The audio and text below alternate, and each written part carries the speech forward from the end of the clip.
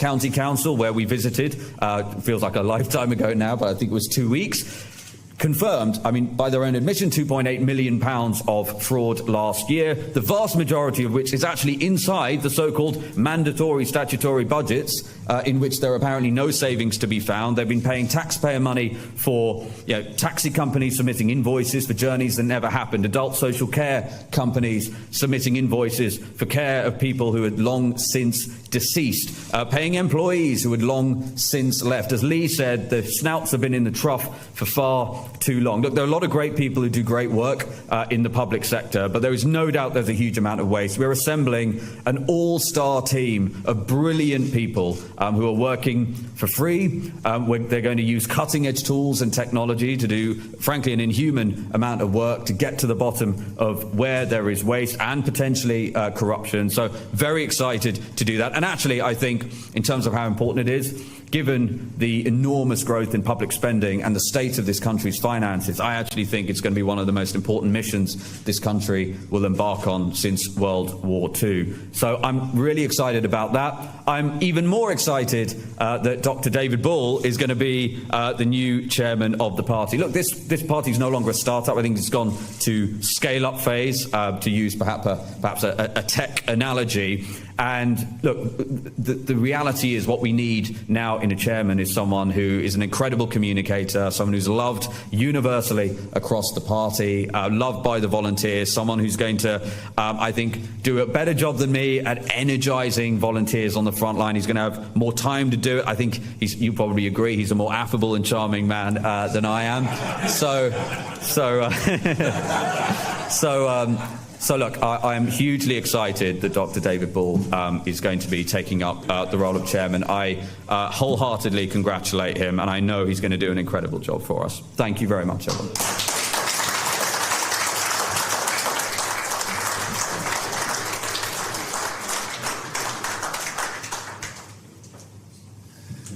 Zia, thank you very much indeed. Zia's done a phenomenal job, but so much of what he's had to do has been in the office in London. We are dividing responsibilities within the party. We've got a new head of operations. We're going to have a new head of treasury very shortly. And our new chairman, Dr. David Bull, known to me, we served together in the European Parliament for a period of time. To those of you who are longer in the tooth, he was on John Craven's news round years ago, and has done an awful lot of television in the intervening time.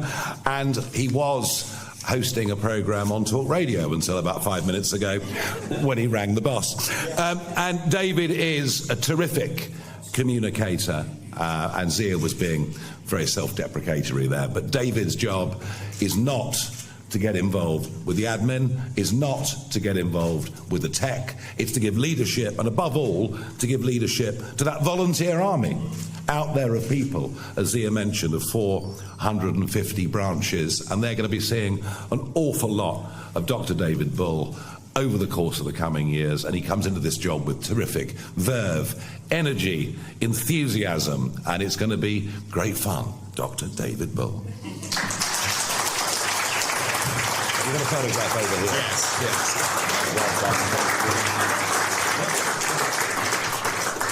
If you do the handover, Zia, if you just pose with David for the handover, you don't need to do this one.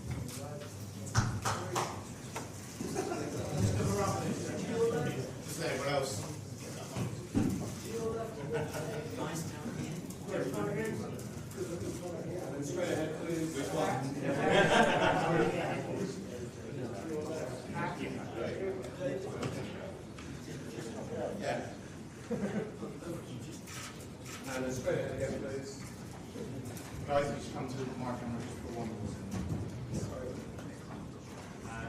Just over here as well. Take it away. Thank you.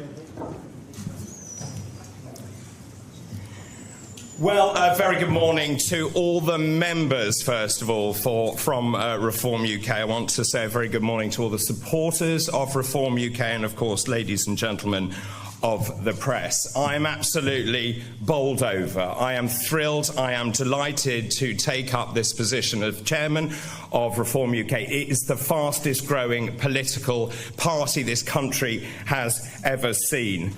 It is an absolutely massive role, which you've heard from Zia. It's a huge role. I will take it up with vigour, determination, enthusiasm, and a smattering of trepidation. It is an absolutely vast role.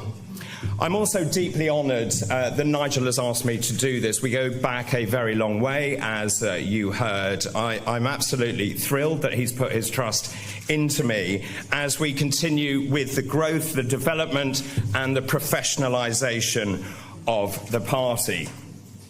Now, I'm really sorry that the story broke last night on Mail Online, and I'm very sorry about that. The thing that I'm most upset about is after 30 years of broadcasting in news and current affairs, from Newsround, Watchdog, Health Check, Tomorrow's World, and also my show on Talk TV, the journalist in question decided to pin my entire career on the world's largest live ghost hunt, which I used to present some 20 years ago. Having said that, I'm going to use my skills in the paranormal to dig around and find skeletons in the closet of the Conservative Party and the Labour Party as well.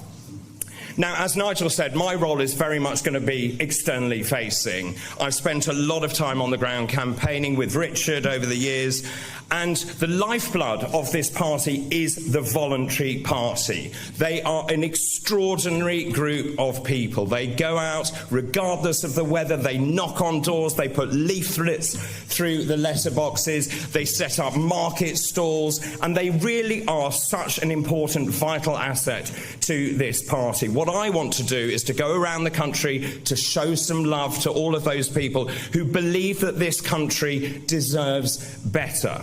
So that's the externally facing role. But one other thing that's crucial is we are growing and developing the professional party as well. So my role is about bringing those two parts of the party together, the voluntary party, the professional party, and I want to act as a conduit between the two. I do want to pay enormous tribute to Zia. He has done an extraordinary job. If I look back to my involvement in the party, Zia has professionalised the party beyond belief. As he talked about all the branches that he has set up, the governance structures and the candidates that we've put into place, that is no mean feat at all. I'm also, I have to say, on a very selfish note, delighted you are staying and, of course, heading up the Doge unit, which is going to be absolutely vital as we move forward and show what Reform UK can do in local government. I'm also thrilled he's going to help with fundraising as well, because, of course, that's important for any political party. And also Zia is the most fantastic media performer. He's a great charismatic person in front of camera, and he will also be helping me and the members of Parliament in terms of spreading the message of Reform UK on the national and local media. Now, I've actually been involved with the party, as Nigel said, for a very long time. I was elected in the Brexit Party as an MEP for the North West. I've stayed with the party ever since then. And in fact, I think it's fair to say that Reform UK was founded in my kitchen in Suffolk, I think, with Richard Tyers. Nigel decided to go off on a sabbatical, and Richard gamely stood up and became the leader of the party. I became the deputy leader of the party, and we grew the party from 2 to 3%, then 6, 7, 8%. But when Nigel came back, we have now rocketed off the charts. We're now polling consistently at 31% across the board, pretty much in every single poll you look at. And the results are evident. We are now in overall control of 13 councils. We are the largest party on 2 other councils as well, Doncaster and Cornwall. We have 832 councillors across the country. We're gaining more by the day when people defect, or indeed when there are by-elections as well. When you look at our membership, it has also rocketed to 233,000 members. That is just shy of 250,000 members in this country. And let me tell you, in the last quarter of last year, we gained 70,000 members alone. That is unprecedented in modern political history. What else have we achieved? Well, of course, 5 members of Parliament, of course. We have 2 mayors in Greater Lincolnshire with Dame Andrea Jenkins, and Hull and East Yorkshire with Luke Campbell, MBE. The key for me with this party is we have grown it from the ground up. This is a grassroots party. It is through the strength, determination, hard work of all those people around the country who've been out and about canvassing, delivering, leafleting and setting up those market stalls. So what happens from here? Well, as Nigel said, I've just told my boss at Talk TV that I shall be taking up this role. Good morning, Denny. So I shall be going around the country. I want to really be there to support all of our members, our volunteers, our elected officials, and of course, crucially, our candidates. Being a candidate is really difficult. And of course, you have to work very hard. You often get abuse hurled at you. And I want to be there because I've been there many times before to help and to support them. And given my background, I will also be helping the members of Parliament, Zia, Nigel, being a voice on national and local media as well. I see this as the ultimate push. We are going to fight and we are going to win the next general election. And we are going to put Nigel Farage into number 10, and we will become the governing party of the United Kingdom. Can we do it? Well, to quote Bob the Builder, yes we can. Thank you very much.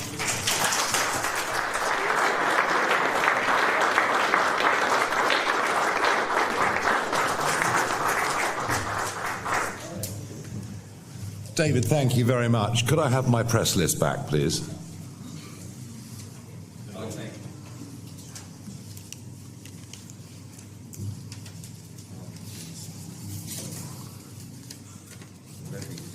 There was a list there with 20 press names on it.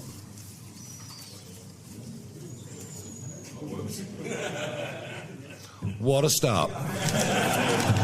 Who knew the chairman was a tea leaf? Right, okay, we have a lot of questions. I will attempt to rattle through them as best I can, but obviously if you need to direct a question at somebody else, we'll get them up on stage. Let's start with Jack Fenwick from the BBC. Jack Fenwick, BBC News. A week ago, we didn't know that you'd be standing here announcing a new chairman. Now, parties led by yourself have had a number of rows and resignations over the years. Does that all need to end if Reform is going to be a credible party of government? Rows and resignations? Yes, that's right. 7 chairmen since 2022 and 4 leaders. They're called the Conservative Party, and they're like ferrets in a sack. And you know, people come and go in politics, but I think you'll find, if you look around, even in this room, there are people that have worked with me for 5 years, people in this room that have worked with me for 10 years, people in this room who worked for me for 20 years. People I employed back in the city, back in the 1990s, are still friends of mine. I am very, very loyal to people, all the while they're loyal to me. But in politics, it doesn't always quite work like that. And, I mean, you know, given the sins that were committed last week, look at my levels of forgiveness. The serious point is, yes, of course, what we have to do is to build a team as we go forward to the next general election. And that's going to have to be a very broadly based team. We're going to have, you know, effectively, as we go into the next election and before, you know, you're going to need to see who our potential Chancellor is. You're going to need to see, and I understand all of that, and that will happen as part of our evolution. Thank you very much. Adam Cherry, GB News. Thank you. Could I just clarify the remit of the new chairman position? Is it mostly ambassadorial? Is David Bull, is his homework going to be marked by Zia Youssef and yourself? Does he have any sort of executive administrative function? Oh gosh, that's all a bit too clever for me. It's perfectly clear what Zia's going to do. He's going to head up UK Doge. He's going to continue to help work on policy development, such as the crypto and digital assets bill that I launched at the Bitcoin conference in Las Vegas a couple of weeks ago. He'll go on doing media, as David said. You know, he's an excellent media performer, you know, wherever he is, whoever's questioning him. And he will also continue to help, as and where he can, raising money for the party. His roles and responsibilities are clear. I will be leaning on him to help us with some data things, stuff that he's done for us brilliantly in the past. David's job is not ambassadorial. David's job is inspirational. You know, for example, in Greater London alone, we have to find 1,800 candidates to fight those 32 boroughs that are up next year. We have to get them through a vetting process. Getting people to stand for election does take a bit of leadership, a bit of inspiration. It's something I've been doing a lot of over the course of the last year. David will play a very leading role in that. Plus, when you've got a voluntary party, these people are giving of their own time and money, and they need actually someone to spend a lot of time going around and seeing them. There's no way that Zia and I could do as much of that as we'd like to have done, and David is going to spend a lot of time out on the road. It is a lot more than ambassadorial. Thank you very much indeed. Jack Elsom from The Sun. Thank you, Nigel. Jack Elsom from The Sun. It's been clear for the past few days that Reform are not afraid to have some robust conversations about some of the big issues. So can I ask about another one? Because after the sentencing of the Southport killer in January, Lee Anderson and Richard Tice mooted bringing back the death penalty. Sarah Pochin said in the Runcorn by-election she would never support such a thing. So can I ask what your and the party's position is on that? Thank you. These are issues of conscience, just as the assisted dying debate will be when it comes up on Friday, just as the abortion limit. These are all issues of conscience. Nothing on the death penalty will be part of party policy. I have to say, personally, I think given there have been 500 quite serious miscarriages of justice in this country since the early 1970s, I don't think I could ever support it, but I understand why others take a different point of view. Although I do think it's quite interesting, there's a younger generation coming through who seem to increasingly support the death penalty, and I suspect it will be back within the next decade as an issue of major national debate. Not quite yet, but it's coming. But certainly these things will not be party policy, far, far from it. Sam Coates from Sky News. Nigel Farage, how important is it, how useful is it to have a new chairman who's got lots of experience on the telly? Well, actually very good, as you know yourself, having made the transition to being a TV star. And I even think, Sam, you might have bought one or two new suits, although they're still crumpled. And I think message delivery and simplicity of message in politics is very important. I mean, sit and watch Question Time. Hear the first question to the minister or the shadow minister. They'll give a 90-second answer. Nudge the person next to you and say, what did he or she just say? And they'll go, can't quite remember. So clarity of message, message delivery, getting people to understand what you're saying, even if they disagree with it, is vital. And I think David's got more experience than all the rest of us in doing that. And I think that really, really does matter. Carl, ITV. Thank you very much. Carl Dinn in ITV News. I just wonder where you stand on Sizewell C and whether or not your government, the government that you would head, would put billions of pounds into nuclear power, or would you prefer coal? We need coal in small quantities for specialist reasons, and we should mine our own and not import it from Japan and Australia. But that is quite different to reopening every coal-fired power station in Britain, although I think it was moronic to close down Ratcliffe, the last one, which is a very useful backup. Absolutely moronic thing to do, but then from Ed Miliband, what would you expect? The arguments being made this morning in favour of Sizewell are remarkable. We're being told that it's carbon zero energy and that it gives us constant energy.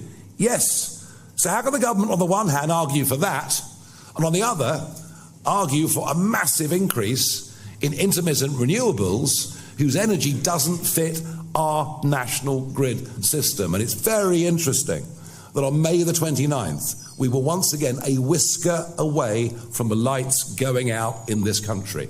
And we've had several days this year when we've had to import over 20% of our electricity. This is the lunacy that we were taken into, Boris Johnson, the Saudi Arabia of wind, that being carried on. We are, as a party, pro-nuclear.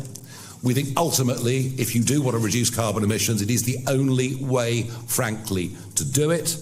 I would just make 2 points. One being that both Hinkley and Sizewell are a pretty outdated model of nuclear reactor, first point.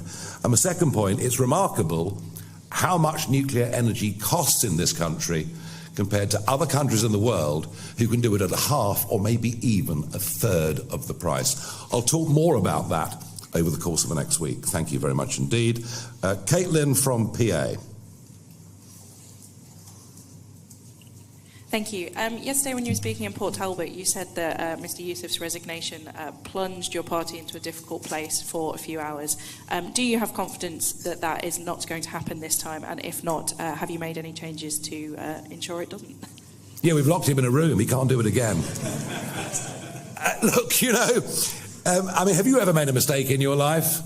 And the more people work under pressure, and, you know, in mistake, one tweet these days, and suddenly the whole world looks different and looks terrible. I think it's very unlikely that Zia, who is a very diligent person, will do that again. Will we never, ever, ever, ever, ever again have someone say or do something stupid? Of course we will. It's life. It's human beings. And, you know, people's faults and people's virtues, I think, are magnified in politics compared to business and many other walks of life. David Wilcox, Daily Mail. Thank you, Nigel. Just wanted to talk about donations. The new figures for the first quarter out today, showing Reform struggling a little bit to bring money in that isn't donated by Richard Tice and a few other close figures. Are you worried that the money still isn't coming in? Is Nick Candy's job safe as Treasurer, and would you like to see him donate the balance of his £1 million that he promised? How do you compare the donation figures with the previous quarter? Not off the top of my You're head. the Daily Mail, not me. I mean, surely you know the facts, not me. I think you'll find it's like a tenfold increase. So are our figures about the same as the Lib Dems for Q1 and behind Labour and Conservatives? Yes. Are they significantly higher than the two previous quarters before? Yes, they are. So the trend is in the right direction. It is taking time. As for the slight at Nick Candy, well, he's only given you £313,000. Can I just put on the record, I'm very grateful, Nick, for the £313,000 that you've given us, and you tell us that actually there's going to be another £250,000 coming over the course of the next few months, and I'm extremely grateful. Is it easy to raise big money in politics? Well, it's not, because I haven't got any peerages to give. Oh, sorry. Because that's the way it's been working for decades. I mean, the honours system is corrupted beyond belief. We don't have any gongs to give out. But am I confident? Am I confident that we're building the kind of relationships that will lead to really serious donations? Yes, but let's just be clear. You know, we have been funded predominantly by men and women in this country paying their 25 quids or 50 quids or whatever it is to be members of this party, and that's where the bulk of our revenue comes from. And of course, when you see the Electoral Commission reporting, as you did this morning, that's only reportable donations over £11,500. So, look, do we need to raise a lot of money? Absolutely. Absolutely. Is it going to be a big task to catch up with the vast amounts of money that Unite and the GMB give the Labour Party? Yeah, you know, this is going to be a big challenge, but I will immediately after this be off to see Nick Candy for another donor lunch. Tony Diver from The Telegraph. Thank you. Can I ask a bit more about your staffing plans and the shadow cabinet? When you're looking for people to join your party and be spokesmen for these issues, will you be looking for former Conservative ministers who've got some experience serving in government when you're pitching to the voters? And if I may, Kemi Badenoch has said that she would let bosses ban the burqa, and she's also backed mass deportations of foreign criminals going... Oh, wow. I say she is moving, isn't she? Gosh. She's gone amazing. further on both of those issues, arguably, than you have. Is it possible that she is more right-wing than you? Well, most people are more right-wing than me. I mean, I'm a socialist, after all, given our family policy. Look, it doesn't matter what Kemi Badenoch says, no one's listening. No one's listening. No, I'm not joking. No one's listening. The country is not listening to what she has to say, does not take what they say seriously. I even saw Jenrick the other day say we're going through economic and societal breakdown. I mean, perhaps I'll lend him my clothes next, you know. But No, look, no one takes them seriously at all. As for people who come to join us from the Conservative Party, well, most of them did a pretty rotten job. If there are some that did a good job, then yes. Obviously, the same principle would apply.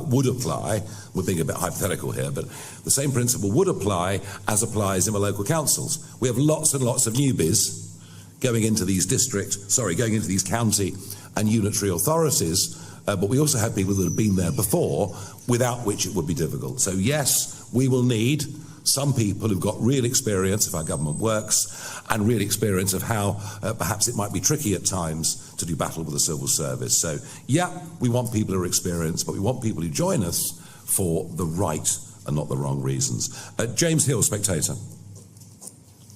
Thank you, Nigel. At the end of April, you said that there'd be more detail on your deportation policy in 3 to 4 weeks. Can you just give an update of when that is going to be published?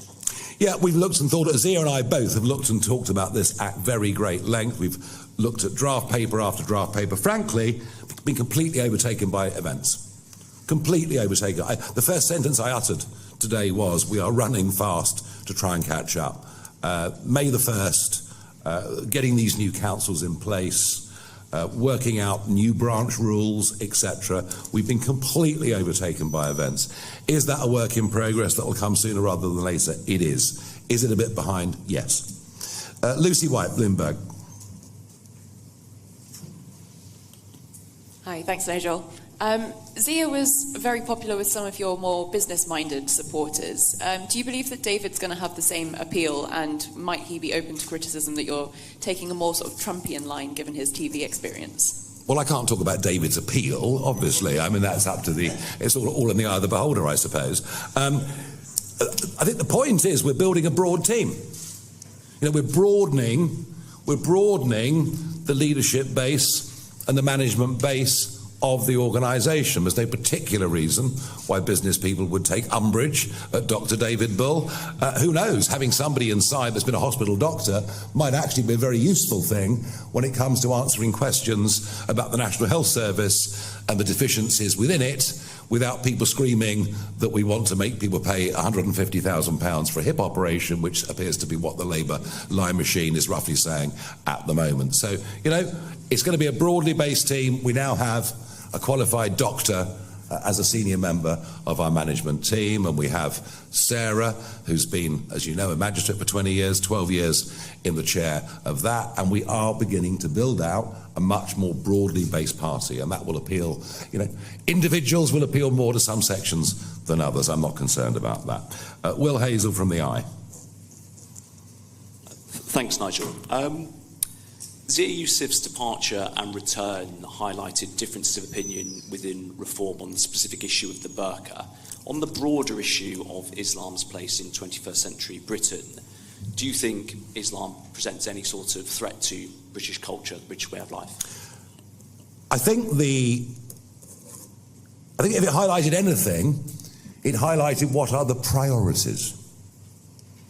Yeah, what is in the front line? What is in the shop window as opposed to what's there in the rest of the store? And I think Zia, I can't speak for him really, but I think what Zia felt was, you know, we've got a cost of living crisis, a looming energy emergency, more boats coming across the channel than we've ever seen before, lawlessness in London and all of our other major cities, be that knife crime, gang crime, you name it. There are many, many other priorities.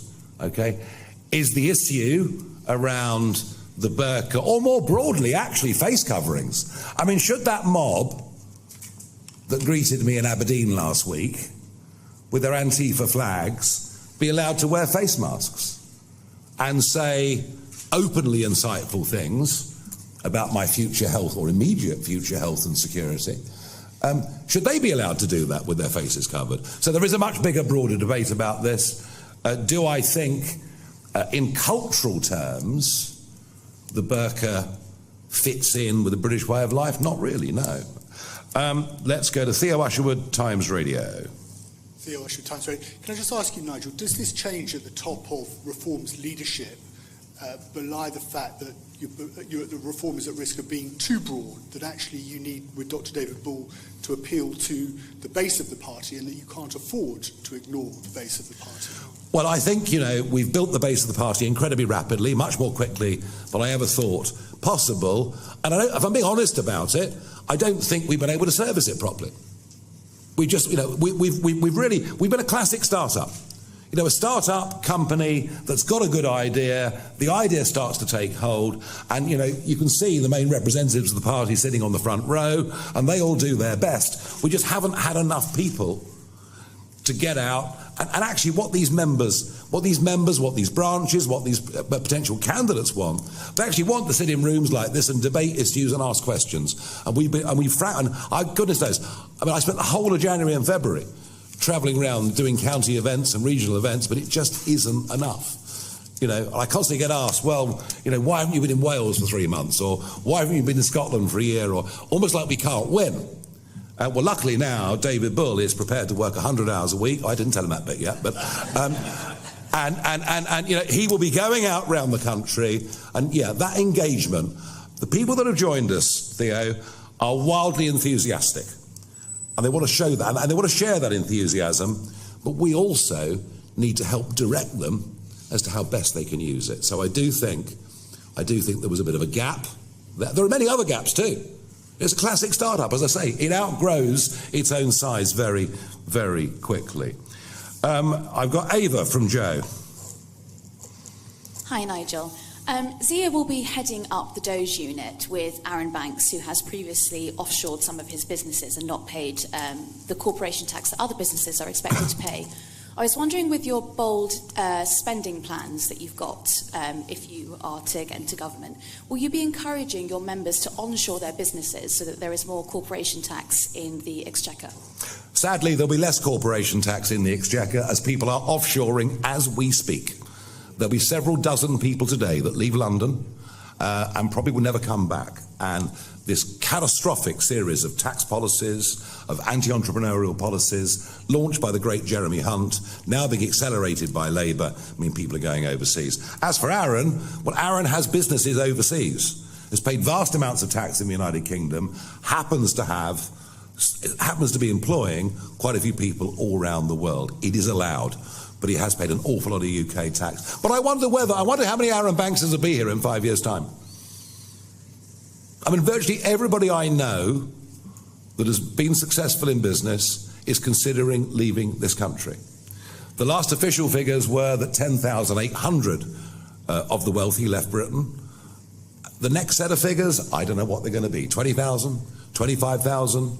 You've only got to look at property prices in Westminster, Chelsea, Kensington to see they've all fallen by over 20%. Now, that doesn't really matter, and nor does it benefit ordinary folk, because these are houses priced in millions. But you don't make those that are not doing so well in society better off by getting rid of your biggest taxpayers.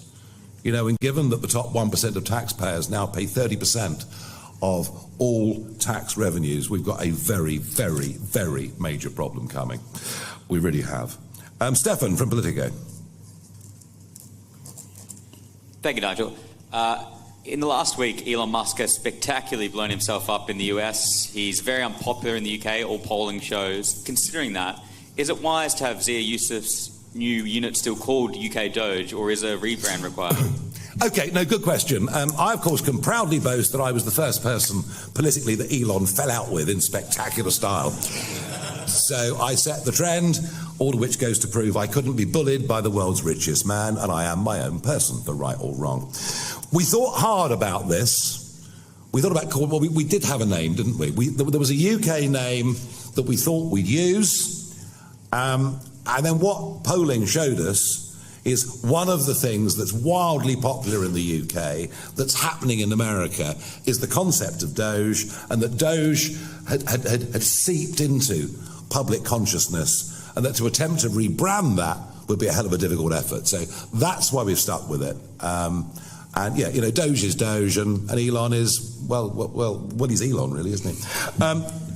We've got a couple more to do. Jane from Channel 4. Thank you. Do you agree with your new chairman's view that the burqa is an anti-British symbol, and will a ban become reform policy? No, as I've said already, this is about priorities.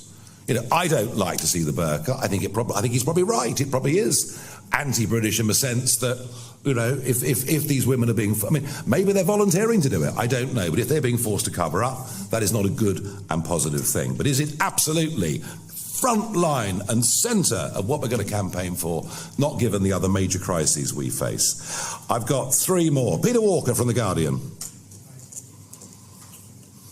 Hi, Nigel. Well, I hear what you say about you're saying your deportation policy won't be ready for a few weeks.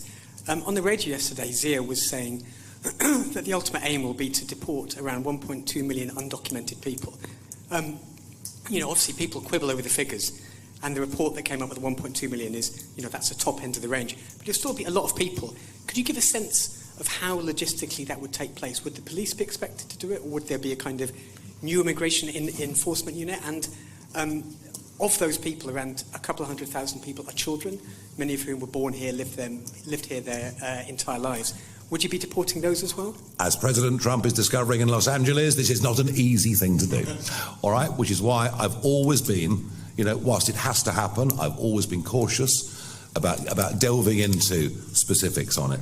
I will say this: there'll be no deportations until we leave the ECHR. There'll be no deportations until British judges are freed to make their own decisions. Although even when that comes, given our current crop of judges, I think there may still be challenges, given the politicisation that has happened of the judiciary and the civil service and all the things in a post-Blair time. Two more. Archie from The Independent.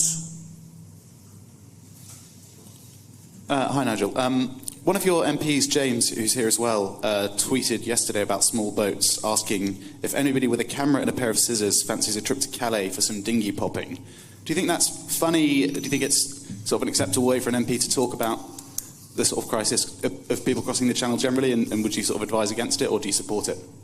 He's perfectly free to say what he thinks. He's a grown-up, isn't he? Do I take deep offence at James? Will I put him in detention? No. Last question, Aubrey from The Times. Finally, thank you. That's all right. You obviously mentioned in your answers earlier about the burqas that there was a wider issue with face coverings. Yeah. I was just curious about whether or not you think they should be banned in protests. That was a specific example you gave. Yeah. So I presume it's not just a sort of religious issue for you. No, it's not. I mean, look, I think that, of course, we have to get this balance of right to protest correct, and everyone recognises that, and there are always arguments about whether we've been too hard on one group or too soft on another, or whether indeed we've had a two-tier approach to this, as seen by the Palestinian marches through London, and I think there is a justification and an argument for saying that. But I think when masked protesters turn up in Cornwall, try to prevent members of the public attending a public political event at which I'm one of the speakers, where violence is used, where someone gets a tooth knocked out, where a lot of people are so intimidated to walk through this throng that they actually turn around and go home, and in that sense have their democratic rights denied, and that happens by masked people and not a single person gets arrested. I think there's something fundamentally wrong in that. If you can go out and protest, but you can't hide behind a mask and commit violent acts. And because if you do that, the police perhaps will never ever catch up with you. So I don't know. Calgay's got his hand up. Sorry, I didn't have my name felt that. Well, I'm sorry, but you were blackballed, obviously. So just quickly, you talk about the role that David's going to have in message delivery, but just to talk about message discipline. Last week, we didn't just have the resignation of Zia. We had a debate about the burqa that I sensed that you were not particularly wanting to have. So isn't it true that you temporarily lost a bit of control last week? And do you need to start ruling reform with more of an iron fist from now on? No, there won't be an iron fist. They're grown-ups. Look at them. Whoa. They're grown-ups. Let them get on with it. Let them get on with it. If they wildly contradict something that I think, then I might say something. But are people free? And have we all forgotten the House of Commons is a debating chamber. This was a call for a debate. And how interesting that the Prime Minister literally didn't know how to respond. And you can move the debate on to the number of predominantly Muslim countries that have also banned the burqa, not just 7 or 8 European countries. Is it worthy of debate? Yes. Of course it is, but I believe it's in a broader context of face coverings as a whole. Anybody? Sorry, yes, hello. Microphone. Patrick Simmons, Walter number 22. Ah, yes, I know. Come in, number 22. This was actually a question for David, if you don't mind. Yep. Yep. Normally, it's you asking me the questions on your TV show, isn't it? Now, it's been said in some circles that some of the leadership of the party thus far has been a bit too centric. Under your governance, is this likely to be something that changes? Is this likely to be something that actually is going to... Because I keep hearing from Reform members about the branch stuff and about the board stuff. Okay, that's not fair to ask David on morning number 1. No, 30 minutes into the job. It's a question about saying what is the intention? Okay. What is the intention? I promised I would professionalise and democratise the party, right? We have professionalised it to a large degree, although it's now bigger than we are, and we're trying to catch up with the broadening of the management and leadership base. On democratisation, they've got a new constitution, I've given away my shares, and the next stop is to get the board up and running by the end of the summer, and we'll do that. Last one. Number 105. Nigel, could I ask you, with regards to yesterday, Ed Miliband was on Nick Ferrari's show this morning and said you were telling fairy stories, you don't understand coalfield communities, and that you're playing people for fools. I just wondered if you had a response to... I know you've got some of your favourite politicians here. Ed Miliband's, I imagine, one of them as well. Very funny. I went to a working man's club 300 yards from Ed Miliband's constituency office in the northern bit of Doncaster. And I went into that club a few years ago. It was full of ex-coal miners, and, you know, some were full-on Scargillites, and others wanted to have a debate. It was very interesting. And I said, oh, how often has Ed Miliband popped in? Never been in. If you think Ed Miliband understands former coal mining constituencies and their people, I'd like to see a head-to-head between Lee Anderson, who's worked down the pit, and Ed Miliband discussing the facts of life. Ladies and gentlemen, thank you very much indeed.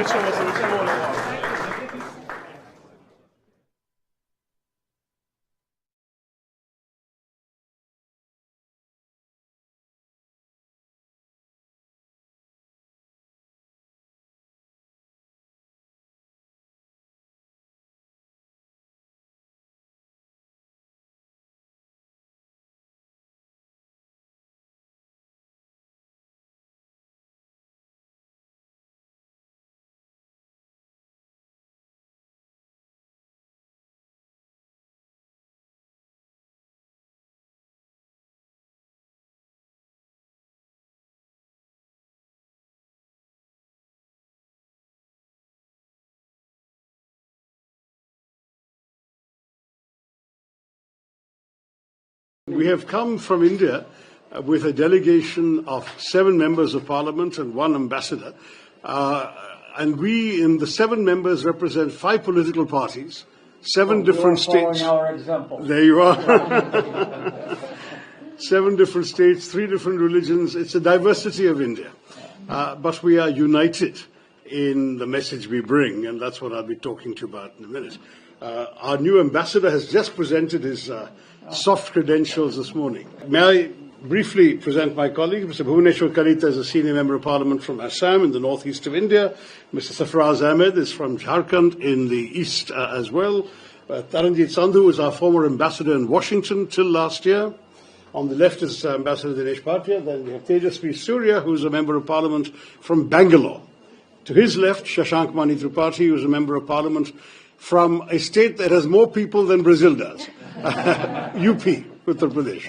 I was trying to explain to my barber today, where I went, that India has about 1/3 of our territory, but 6 times our population. People, exactly. I envy your lack of density. And of course, hundreds and hundreds of years of civilization before Brazil, as you don't know. That is true, sir. Very, very proud to recognize that. And finally, Harish Balyogi, who is from Andhra Pradesh, as you know, in the southeastern coast. So we represent, in many ways, the diversity of India. And the reason we have come is very much to seek greater sympathy and understanding on the part of our friends. And also countries that are not necessarily our friends, but you are in the high friends category, for our situation in recent months. In particular, the really, really serious attack on our country by terrorists in Kashmir, in a place called Pahalgam, on the 22nd of April. I must say that we saw the statement by Brazil. We were also very touched by President Lula telephoning our Prime Minister personally to express his concern and condolences. But as you know, in the couple of weeks that followed, absolutely no action was taken to bring the perpetrators to heel or even to look for them in Pakistan. We have identified 4 of them that crossed over from the other side, but there's absolutely no effort made. So finally the government decided it had to send a very strong message. And this is why on the 7th of May, India struck 9 terrorist bases. And I say this very carefully. You know, also from your years at the United Nations, and I think this is the first time I'm seeing you in an Indian capacity. I've always met you as a UN official. Let me say that here we are looking at organizations listed by the 1267 Committee at the UN. These are organizations whose terrorist standing is not in doubt. They're also on the terrorist designate list of the United States government. And their headquarters, base camps. In the United Nations also. Yes, in the sanctions, Terrorist Sanctions Committee, 1267 Committee. So I just wanted to say that we chose targets very carefully where every one of them was clearly and explicitly linked to, or the base of, or the training camp of one of these proscribed organizations. Second, we took great care to do so at night, 1:05 to 1:30 in the morning, to minimize any risk of collateral damage, civilians and so on. Normal life was, everyone should be asleep at that time. And then we also explicitly avoided any Pakistani government target, any civilian target, and any military target. So the whole idea was to signal we are not trying to start a war. We are just conducting retribution for an act of terror, which was a really vile act. 26 people killed. They singled out the men on the basis of their religion. They shot them dead in front of their wives and children. It was really horrendous. And it was meant, of course, to do the maximum possible damage to India, to disrupt the Kashmiri economy, which was booming, to end the prospects of tourism flourishing in Kashmir. Tourism had gone up by 100% in the preceding 12 months, to also perhaps create a communal backlash in India, because these people said, are you Hindu? Bang.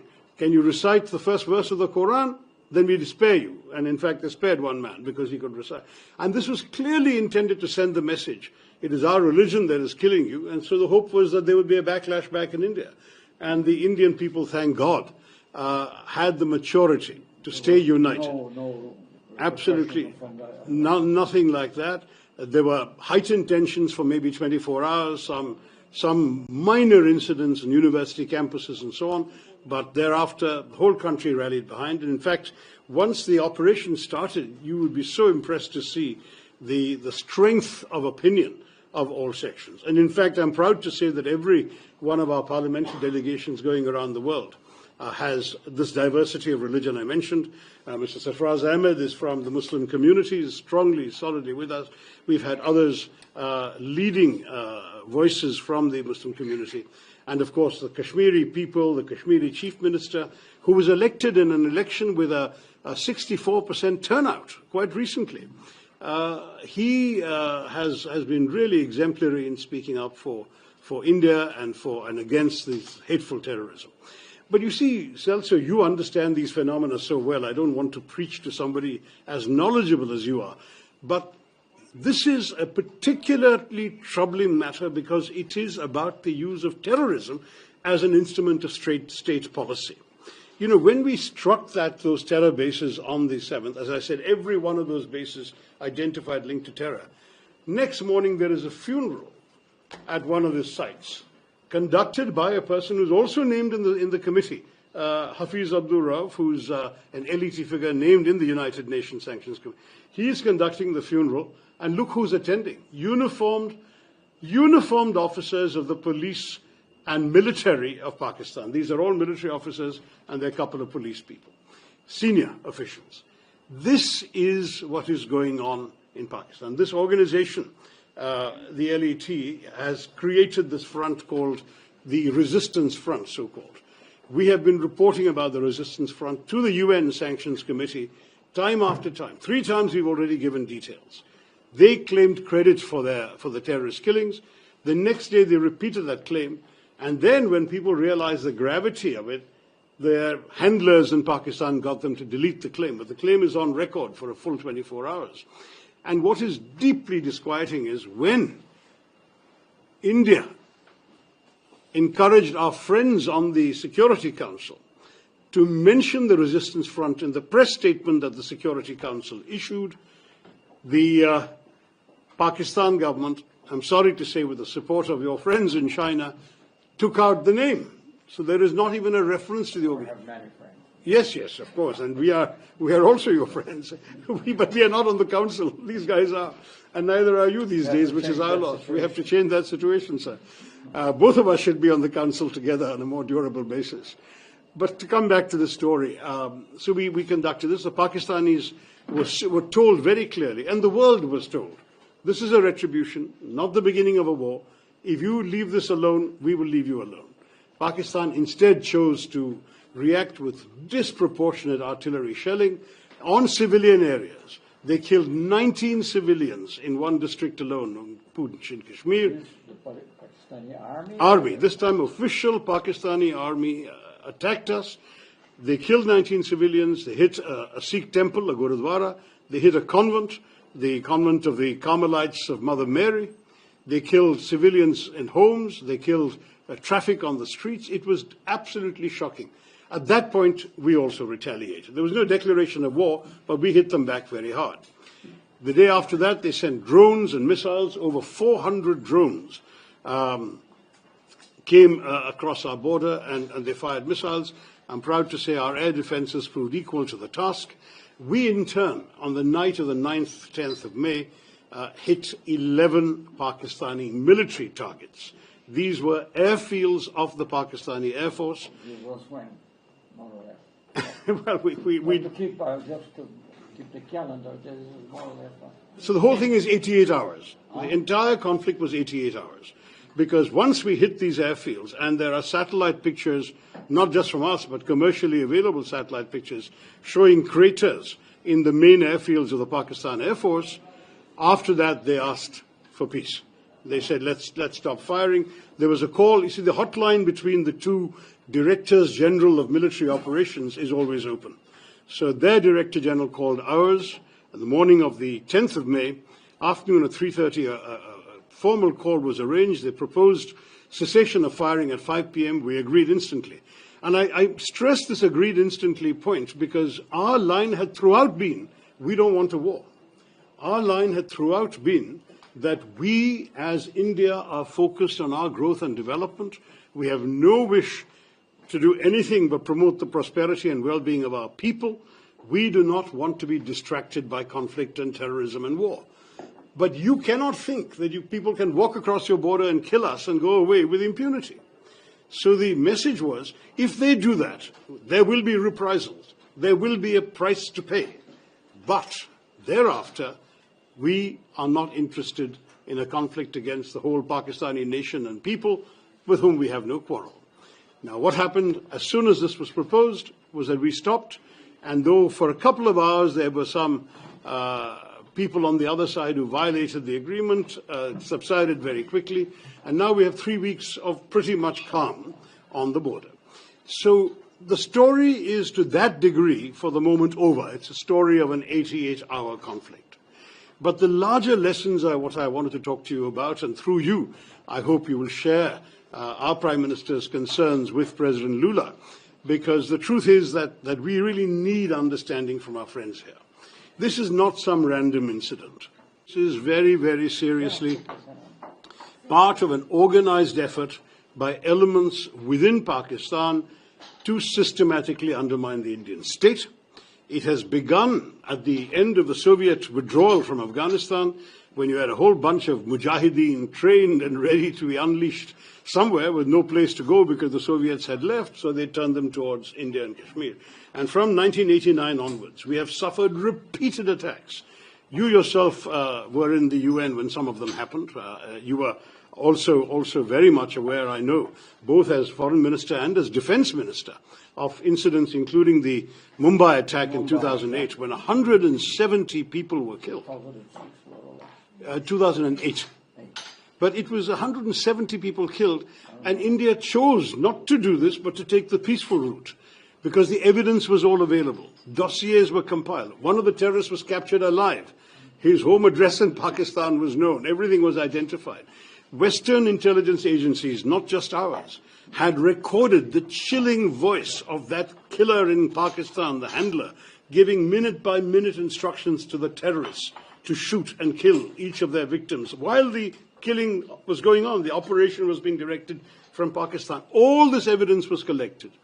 And we thought, the government, which was at that point my party's government, Dr. Manmohan Singh's government, thought that this convincing dossier will result in the end of Pakistani terrorism, that the whole world will tell Pakistan not acceptable, so on and so forth. I'm sorry to say it didn't happen. Full dossiers were given. Pakistan was put on the grey list of the Financial Action Task Force. Not one person has been prosecuted, let alone convicted. Not one. They made a token gesture of arresting one or two of the names that we had provided, which were associated with the dispatch of this mission. The most prominent of them was a character who has... Very good. Good morning, everybody. We are running very quickly to try and catch up with ourselves. I have to say that what happened on May the 1st far exceeded all of our expectations. We did not expect to be in control of quite as many county councils or mayoralties. And to be frank, we've been running this party over the course of the last 11 months with a very, very minimal number of staff. The one that has perhaps borne the greatest burden is Zia, who was doing pretty much everything behind the scenes and sometimes in front as well. All of which explains his bid for freedom last week. He crawled out under the wire and was running away in the woods as fast as he possibly could, leaving a trail of not so brilliant tweets behind. But after 48 hours we got him and he's back inside, and he will be taking over a job that will still consume him for a good 12 hours a day, maybe not the 18 hours a day he's been doing for me over the course of the last 11 months. I'm a good, kind boss, he'll tell you. I thanked him once over the course of the last year. But he's back, and he's head of UK Doge, among other things. And I want to introduce him onto the stage right now. Zia.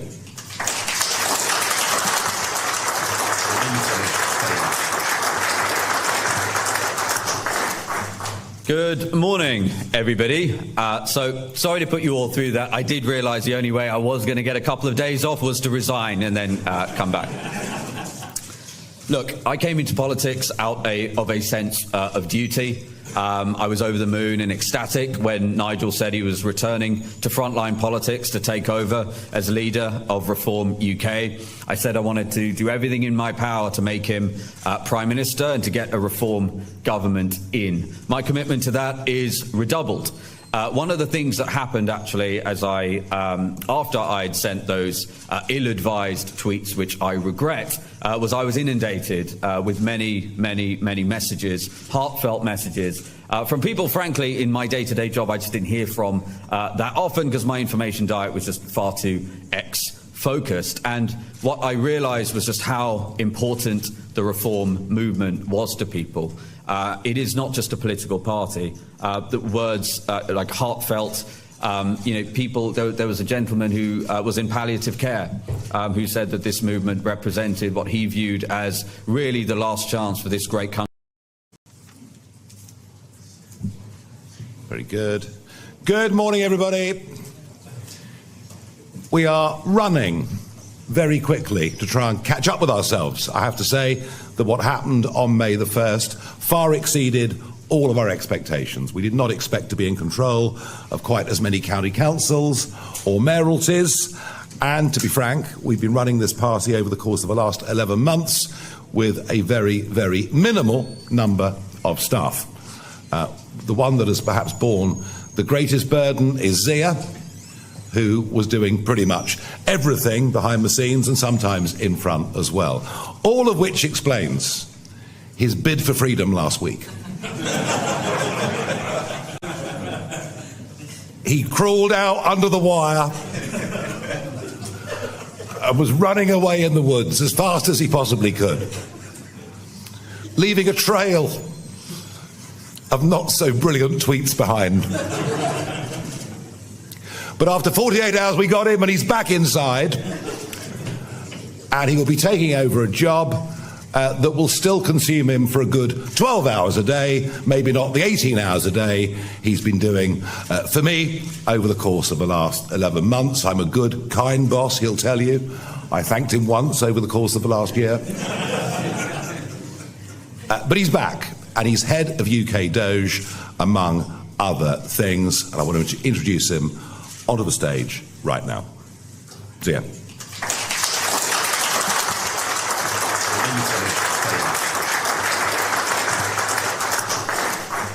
Good morning, everybody. So sorry to put you all through that. I did realise the only way I was going to get a couple of days off was to resign and then come back.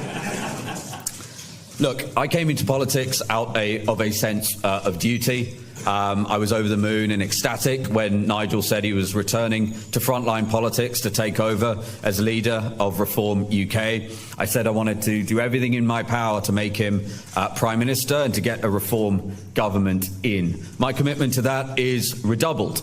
One of the things that happened actually as after I'd sent those ill-advised tweets, which I regret, was I was inundated with many messages, heartfelt messages, from people, frankly, in my day-to-day job I just didn't hear from that often because my information diet was just far too focused. And what I realised was just how important the reform movement was to people.